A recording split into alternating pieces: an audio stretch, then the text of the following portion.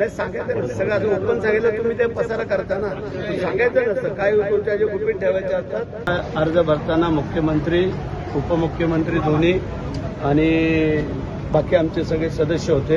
त्याला टीव्हीला पाहिजे मी इकडे आलो पळत पळत. खरं काय ते आम्हालाच काय कळलं. एकनाथ शिंदे यांनी पुन्हा धक्काबुक्कीचा वापर केलेला आहे. नाही सांगायचं ना, सगळं असं ओपन सांगितलं तुम्ही ते पसारा करता ना, सांगायचं नसतं काय तुमच्या जे गुपित ठेवायचे असतात आणि अचानक धक्कातंत्र द्यायचा असतो. नीलम गोरे पण होत्या, नीलम गोरे, मनीषा तांबे यांना पण अपेक्षा होती उपसभापती नाही ठीक आहे, अपेक्षा सगळ्यांनाच असते, तसं थोडी आहे.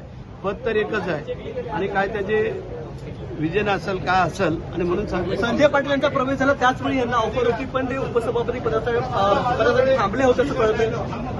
ते आता गेलो साहेबांना विचारतो वस्तुस्थिती काय आहे आणि मग तुम्हाला सांगतो. 14 आमदार जे आहेत त्याच्यामध्ये तुम्हाला मला सांगितलं ना काही ही नांदी आहे का सांगायचं. बघून सर हाय नांदी आहे. चल ही नांदी आहे का 14 आमदार किती आमदार येणार आहेत काय ते आता मला सभागृहात जाऊ दे, साहेबांना विचारू दे आणि मग तुम्हाला सांगतो.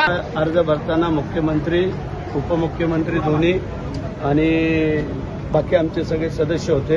त्याला टीव्हीला पाहिजे मी इकडे आलो पळत पळत. खरं काय ते आम्हालाच काय कळलं. एकनाथ शिंदे यांनी पुन्हा धक्काबुक्कीचा वापर केलेला आहे. नाही सांगायचं ना, सगळं असं ओपन सांगितलं तुम्ही ते पसारा करता ना, सांगायचं नसतं काय तुमच्या जे गुपित ठेवायचे असतात आणि अचानक धक्कातंत्र द्यायचा असतो. नीलम गोरे पण होत्या, नीलम गोरे, मनीषा तांबे यांना पण अपेक्षा होती उपसभापती नाही ठीक आहे, अपेक्षा सगळ्यांनाच असते, तसं थोडी आहे.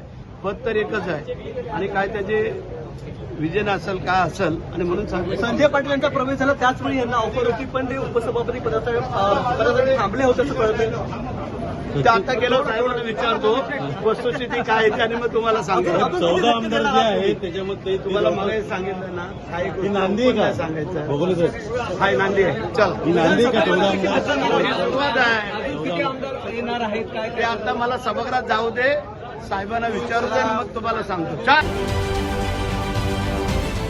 महाराष्ट्रातील सर्व बातम्यांचे विश्वासार्ह व्यासपीठ